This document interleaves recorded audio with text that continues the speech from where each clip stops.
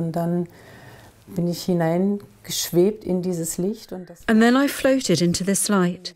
It was, if I tried to describe it, like falling into cotton wool, into a huge, soft cotton ball. I felt weightless and suddenly very light. There was no more pain. It felt as if there was no more space, no more time. There was this bright light, and it was so incredibly beautiful. A feeling of an overwhelming love, a feeling I had never experienced before.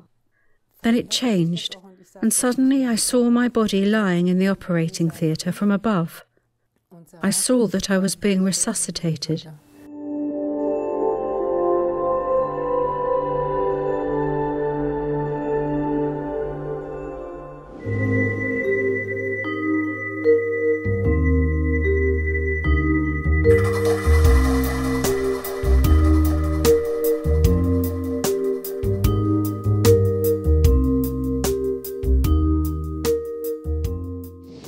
Frau Hanke, Sie hatten vor einigen Jahren eine Nahtoderfahrung. Ms. Hanke, you had a near-death experience a few years ago. If I'm correctly informed, it happened when your lung collapsed during a lung biopsy. How did that happen? Yes, that's right. I had the near-death experience in 2009 after a lung biopsy, as you rightly said.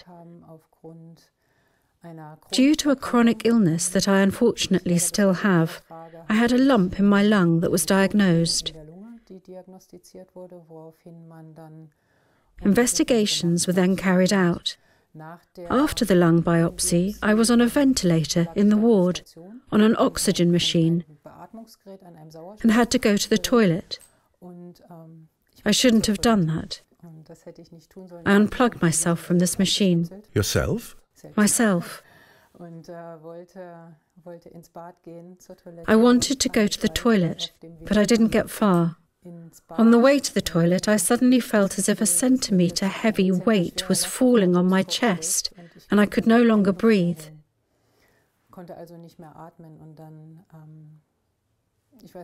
Then I passed out. My eyes went black.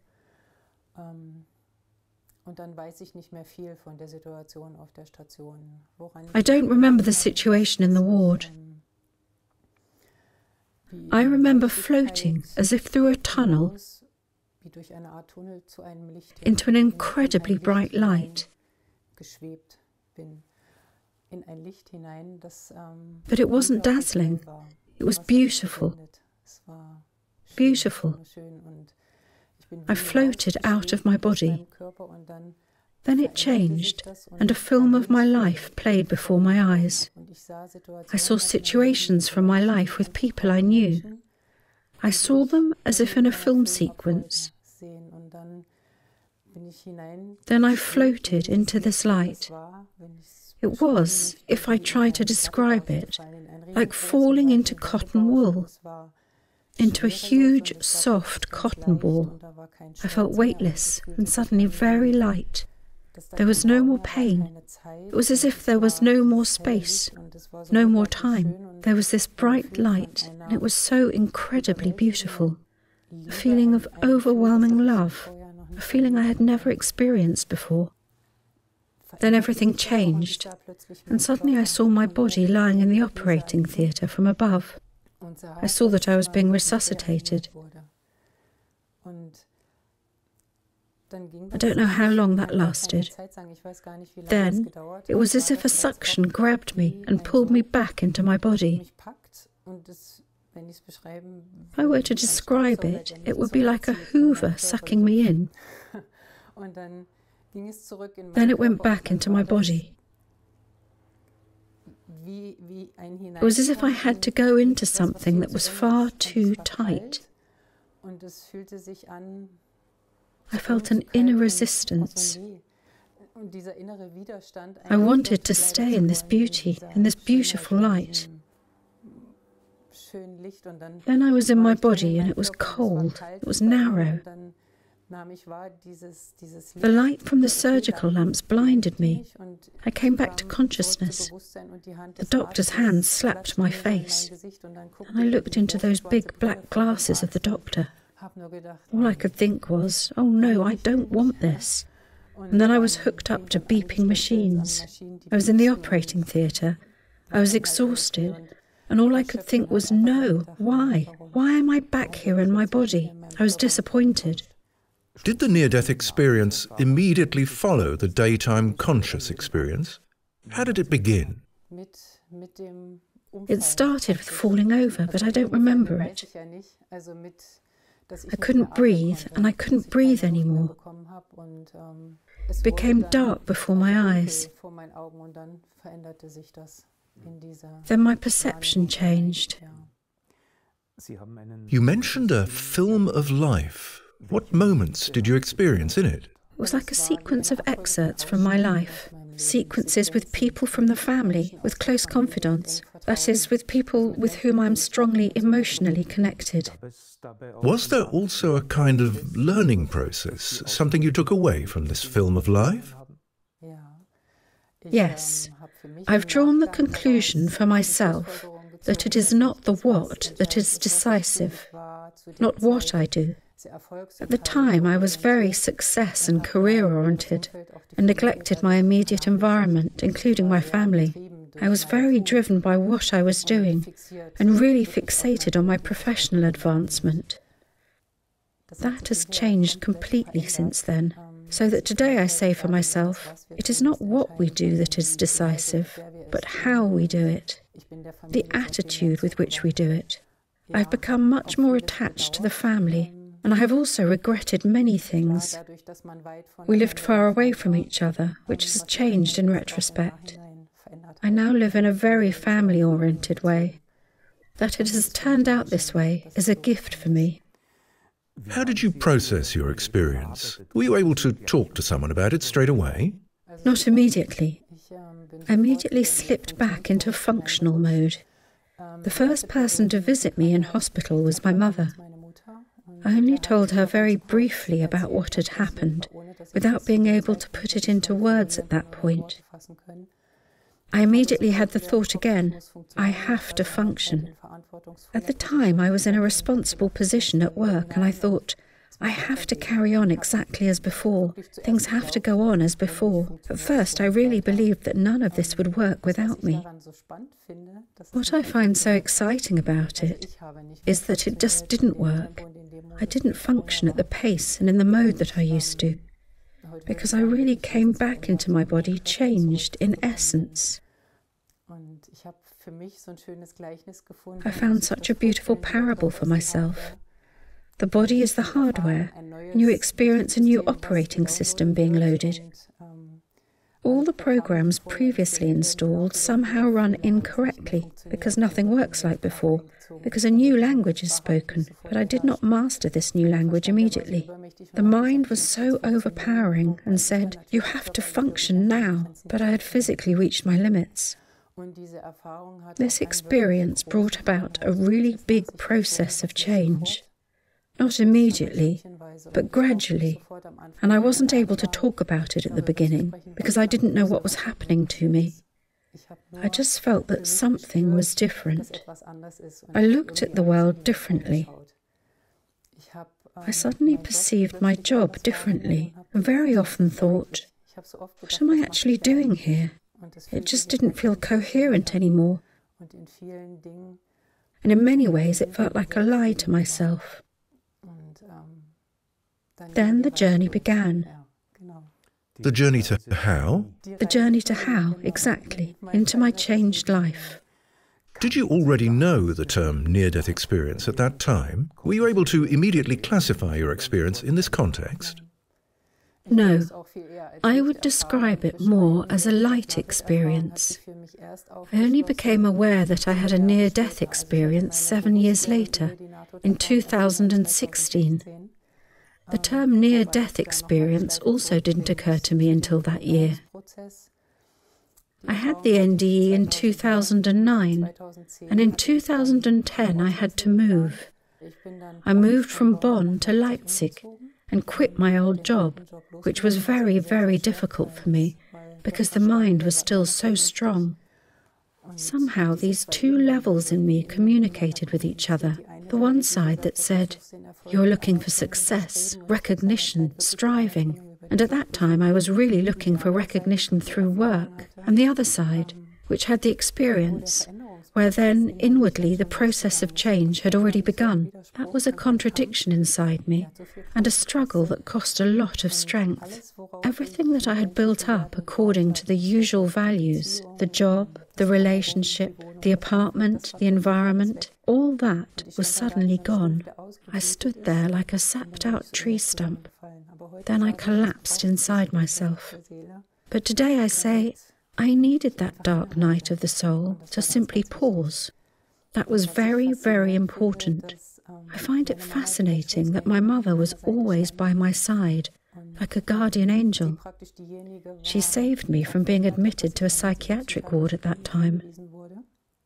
The first help with my difficult situation came from a non-medical practitioner for psychotherapy, who set my switch to life with a single sentence.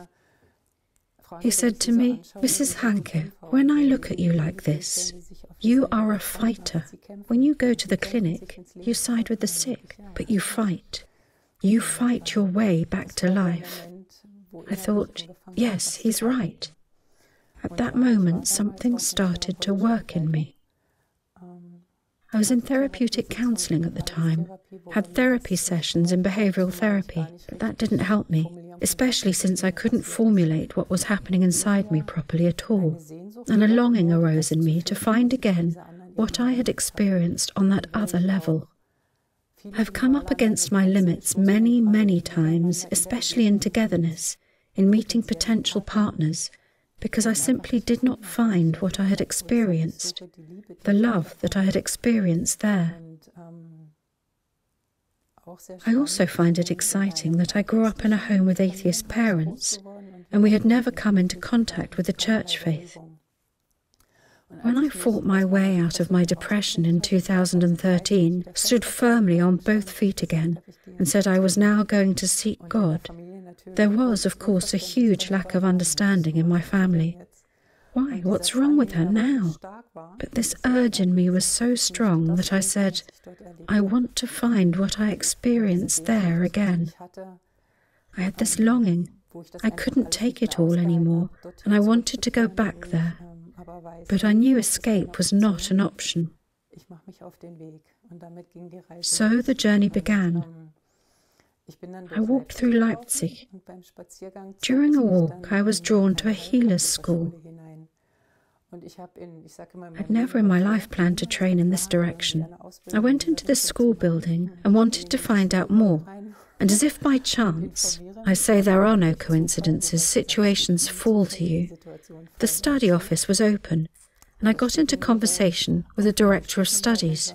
Overnight, I made a decision for myself. Yes, I will do this training to become a non-medical practitioner for psychotherapy without knowing how can I do it? How am I going to finance it? I had no idea. Now that was something quite different compared with what you had done before. Exactly. My mother said, "What are you doing? Where did you get that idea?" And I said, "I can't tell you." That was a deep urge inside me. And I knew that I had to do this now. It was just the right thing to do, because this path was the best self-therapy for me to understand psychological connections. A door opened, and the process of my spiritual development began. Through these contacts at the healing school, I met many new people who suddenly came into my life. I started to find out about shamanism, Buddhism, and other religions. I walked through churches, attended Protestant and Catholic services. Then I was in a Catholic convent. That was a very formative experience for me, because I learned to feel a deep gratitude through the prayers, also for the food, and for what is actually provided for us. I was always very curious. How do the nuns actually live? What touched me so much was this deep gratitude that was shown to me there, and I felt it was about gratitude for our own lives. The awareness of what we have, of our food, of nature, these feelings were touched there once again in a completely new way. When I was driving home from that convent, I really had to stop because I was crying so much. But not because I was sad, rather because I was so deeply touched by what I experienced on the other level. And then I thought, yes, this is what you're looking for. But I didn't find a foothold in the church at that time. I continued to search. What was also very significant for me on the way was the awareness raising at Sukhavati, a centre for spiritual care. That followed in 2016. My mother was on holiday with my father in Batsarov, where this centre was being built. She felt she absolutely had to go there with me. I didn't refuse, and we went there after the opening. Then we got into conversation. The residents of the centre were following Buddhist practices, with drums, with chanting, and we participated. I was so touched by what was happening to me inside. Through the conversations with the spiritual director at the time, I was able to talk for the first time in a completely unbiased way about what had happened to me and what moved me without me wanting it to. It just happened. At that time, a journalist from Deutschlandfunk was there who had done a radio interview about near-death experiences. The spiritual director asked me if she could bring us together, and so it was during this conversation that the idea arose of contacting the Near-Death Experience Network. The child was given a name, Near-Death Experience. I thought, yes, that happened to me too at that time. Maybe it really was just such a near-death experience, this association with the light that I experienced, and this immersion in the other world, was suddenly coherent. There was such joy in me and such deep gratitude that this child finally had a name. And I thought, yes, this has something to do with my own experiences. So my process of realization continued. I found a forum where I could exchange ideas with like-minded people in writing, where I became more and more aware through the conversations and thought, yes, this is the same for me, this affects me too. I had more and more aha effects, so I called it a near-death experience for myself. How are you doing today with the processing? Do you have the impression that it's complete? No, it's far from over. It's become much easier. Much easier to talk about, and already easier because I know for myself that I am normal. Through this experience, things have come into my life, paranormal phenomena that I didn't know before, and that you can't talk about with just anyone by a long shot.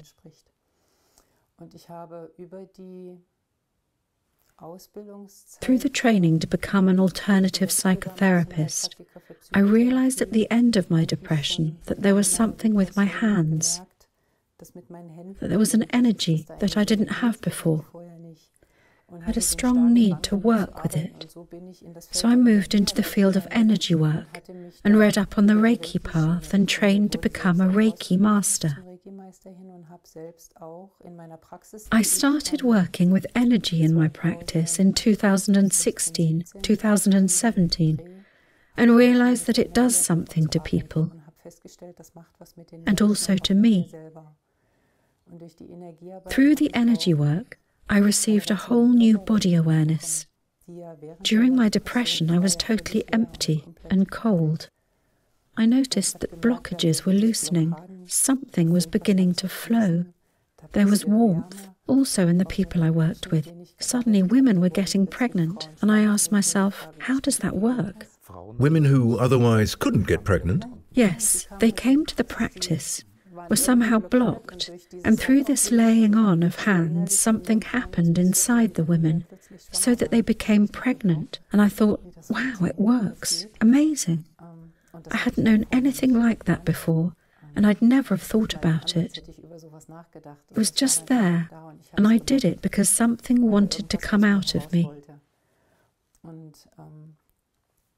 The urge to express myself, to get something out there, became stronger and stronger.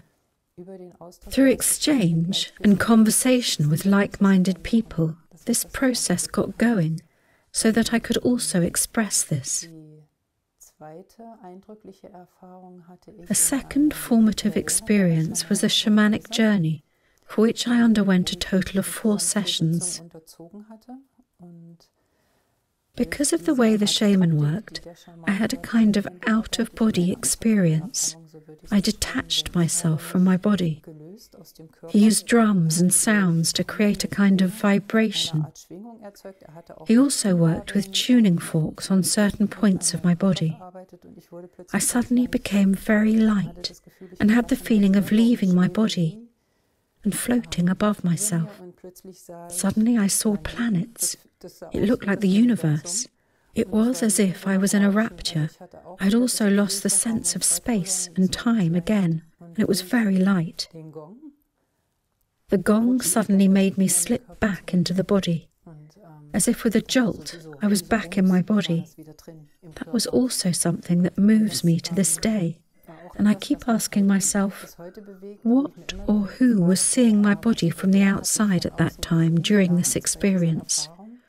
Or what is it that comes loose? Why can one get into a state that suddenly feels so weightless and light, that has nothing to do with the body at all? After the session, I was completely confused. I first had to orientate myself as to where I was. What I found even more impressive was when I left the room after this shamanic journey. When I went to program my portable navigation device in the car, it suddenly gave up the ghost. It was beyond repair. It was simply broken. Things like that happen to me more often, or still happen to me today. Light bulbs break above me. Radio stations are disturbed by my proximity. The TV suddenly stops working. For a while, the watch on my wrist kept stopping. A funny experience was when I was on a holiday with my mother. In one room there was a big clock with hands. It was hanging on the wall. Whenever I entered the room, the hand would jump out of the clock. I put the hand back into the clock and thought, if I were alone now, I would think that I was somehow weird. But my mother said, no, it's really like that. This happened 3 times in total. We had been working very intensively with this energy work, and as a result I had phenomena such as the transformer of the ceiling lighting in my bathroom breaking down because of overvoltage, or even the battery of my car key being flat. Even today things like this happen. The battery of my toothbrush is regularly empty because I hold it in my hand for too long. Batteries react to these energies. Are you still doing energy work? No. Why did you stop doing it? I told you that I had been searching for God for 8 years. That was in 2018, when I was again at a crucial point in my health due to my chronic illness. I had many attempts at medication behind me, and I had another very, very severe relapse in 2017. They had tried to stop the disease with medication. Due to the medication, strong side effects developed. I had such strong nerve pain in my head due to a bout of shingles that I thought, I can't and don't want to do this anymore. That was in January 2018. I was lying in bed and was again at the threshold where I really questioned and considered my whole life. With this pain disorder, can I and do I still want this? Scenarios played out in my mind's eye, and I thought, where is this going to lead? How is this going to continue? At that moment I lost hope. An inner voice said, start praying. In my search for God, it never occurred to me to pray really fervently. One Saturday night, this was no accident either, I lay in bed whimpering like a little child. I said, God, if you really exist, show yourself. Show me that you really exist and that life has a meaning in this form. And then it was as if an invisible hand came from heaven and stroked my aching head. It was like a balm. A deep peace came over me. I had the feeling of being held like a baby in 2 strong arms, cradled, and in that deep peace I fell asleep. On Sunday morning I woke up, sat down on the edge of the bed, and before I could begin to think anything, I heard a voice in my head. Go to the FEG service. The FEG is the Free Evangelical Church in Leipzig, which I had visited in my search 2.5 years earlier, and had had intense conversations with the pastor and his wife at the time, but had not found access. The pastor asked me, "What do we have to do to bring Jesus Christ closer to you?" And I said, "I don't know, I have no idea." I couldn't believe it then. That Sunday, the voice had said, "Go to the FEG service." I thought, "Okay, you prayed, don't question it, go." So I went to that church. I stood outside the church hall. There was a long window, and I walked up and down and had doubts. The inner critic said, "You're not going in there, they'll laugh at you. What will the priest think? You've been there before. Go home." I was about to leave. Then a parishioner came towards me and our eyes met. He said, "Good morning." At that moment I knew I had to go in. Then I went in, sat down on a chair quite far back. It wasn't long before this parishioner came straight up to me, sat down in front of me, and said it was a bit unusual for him to come up to me so directly, but God had told him he needed to talk to me. I replied, "Okay." It felt strange. We got into conversation very quickly, very intensely. In this conversation, he said things he could not know about me. I was, after all, a stranger to him. I was deeply touched. The man had noticed this and said he would sit next to me during the service. His wife was singing in the worship that Sunday. Otherwise, they would have been sitting somewhere else entirely. Every word the pastor said in his sermon went straight to my heart, and I was deeply touched. The title of the sermon was, "Alone It Does Not Work." Every word he said hit me deep in the heart, and I cried. I thought, this is unbelievable. After the service, the man said he would like to pray for me. I said yes. His prayer brought tears to his eyes and mine. Afterwards, he said that sometimes he gets a promise from God, if he is allowed to tell me. Then he said the word healing. It was as if someone had opened the door to my heart. It came like a swarm of millions and millions of butterflies. I felt like I was flooded with love, similar to the feeling I had experienced in the near-death experience. I stood there and said, "God, here I am. I've been looking for you. I have finally arrived." I was just gripped by this love and how it flowed through me. Then it was clear. This is what I was looking for, and here I am. Then 3 weeks later, I had my baptism. With my baptism, something changed in my perception and in my view of the world. That's when I started to be interested in the Bible, which really opened up this mysterious book to me, and I was able to absorb it. I am still in that process. But I found what I was looking for, and what I couldn't find in partnerships or in a relationship with a person. This deep connection with myself, and this connection with the divine, with this love. That changed everything, and that also changed my practice work, where I suddenly had the certainty in my heart that I could no longer do this Reiki energy work in this form. It no longer felt right. Today I say for myself, I don't want to knowingly enter other people's energy field, and I don't know what I am transmitting from me to them. I have learned a lot about the energy field of human beings, and that it is not entirely harmless to penetrate this field. I give him something and take something away. 2 years ago, I had another experience in the spiritual center in Sukhavati. I experienced a night there that I would not want to experience again. Today I can say for myself, strange energies took hold of me that almost made me physically collapse. I had never had panic attacks before, but that night I had a kind of panic attack, and I was really scared to death. Out of the blue, so to speak? No, not out of the blue. They do hospice work in this centre, and people die there. I notice when people die and when souls are attached to me. Our pastor explained it to me like this. Once you have broken through the sound barrier in the near-death experience, then you are open to all energies. I'm sensitive to these energies anyway. I experienced them as energy suckers and reacted physically so strongly that I had a blood sugar collapse. My circulation was completely confused, and I really felt like I was going to be sick. I had anxiety, shortness of breath, like panic attacks.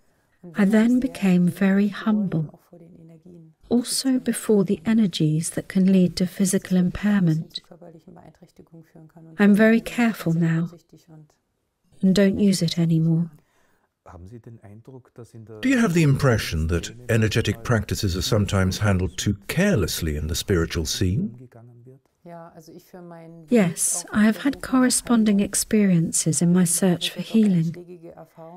In my psychologically unstable state at that time, I was very easily manipulated and became a victim of many people who enriched themselves financially from me. And of course, I was always happy to give. I have to say, not everything done in the energetic field is good. Also, the methods used to try to influence people. I learned hypnosis in my training and also used it in the beginning. But today I have to say, if the heart of the person does not cooperate and I try to change something in the behaviour, then the soul looks for another way to compensate for the causal issues. I see this very critically. I think it is dangerous. In what form do you follow your impulse to help people today? In pastoral care. I've started training at the hospice. I have respect for the dying, also for the souls, precisely because I perceive them. I simply give people time. Time is the most precious commodity we have. I also know from my own experience how valuable this gift of time is, to simply listen to another person in an unbiased way and to help them with impulses, to look at themselves and to start thinking about themselves and life, to become aware. I can't always point the finger at others, because then 3 fingers are pointing at me. It is no longer about the question of guilt, but about looking. How do I enter into the process of forgiveness? How can I see things differently? How does life become easier? And as I said at the beginning, the conclusion of my near-death experience is that it is not about the what, but about the how. I was given this second chance to learn to love, to live with people, but above all, how can I find myself? To be there for people in conversation. That is a very deep need that I carry within me, that my heart feels drawn to and called to. I think it is led by God. I can also say led by love, to simply help people get there. When we experience ourselves and realize that God finds an access to our heart, then we can arrive completely within ourselves and come into this consciousness of love. Yes, that's what I want, to simply listen to people. You have founded a self-help group for near-death experiences here in Magdeburg. How did that come about? I had been carrying this thought with me for a very long time. Then my inner self gave me the impulse, because I was also always looking for exchange with like-minded people. And since there was nothing here in the city, I thought, why always go far away? I'm in contact with the Munich and Berlin near-death groups. Why keep wandering off into the distance? Why not start something yourself? That was the impulse. Pictures are a very good way for me to transport my feelings. At a picture exhibition in our congregation about churchgoers' art, a woman was very taken with my pictures and said, "This speaks truth to me." In conversation, it turned out this woman had also had 2 near-death experiences, one of them as a child. So we started talking, and I thought, that makes 2 of us. I shared my impulse with her, and so we decided to start this near-death group. I'm very surprised that it has grown relatively quickly. I really feel it's a blessing to be able to give people help, also in the way of just talking about their experiences, because many things come with it that you can't talk about immediately in a family environment. That is beautiful. That was a very deep impulse in my heart. I'm very grateful that I can now live this way. You are in contact with other near-death experiencers who may also process their experiences somewhat differently from the way you do. How do you deal with this? Do you see your own experiences, your own path, as something absolute in any way? Every human being has his or her own process of development.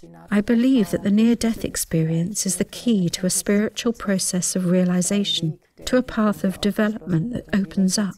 Everyone goes through their development at their own pace, and everyone goes through it differently. I also experience this in our near-death experience group, that everyone is at a completely different point, but ultimately everyone is on a quest. I found my search for meaning, the question of the meaning of life, with God, with Jesus. But this path is different for everyone. It is not absolute for me, not even in the group. I like to pass on my experiences, but everyone stands where he stands. If he has questions, I'm happy to help. But in the end, everyone has to find his own way. I believe that everyone can only find their own heart, their own centre. I can't say that you have to do it this way or that way. Everyone has a different approach. You did mention that you are in contact with other NDE groups. Do you have the impression that the situation here in Eastern Germany is more difficult than elsewhere? Traditionally, spirituality wasn't allowed to play a role here for decades. People are very closed and cautious, I would say, because of history and many experiences also with the Church. But in the end, everyone has the searching heart within them, and the question is, how do I approach people? There we are again with the how. Am I unprejudiced, and do I simply listen? Then I open up a whole new space and can give impulses through my own experience. How the other person receives that is up to God. It's not up to me. I think that was a good conclusion. Ms. Hanke, thank you very much for your openness, for letting us share your experiences. Thank you very much for this interview, and all the best. Thank you.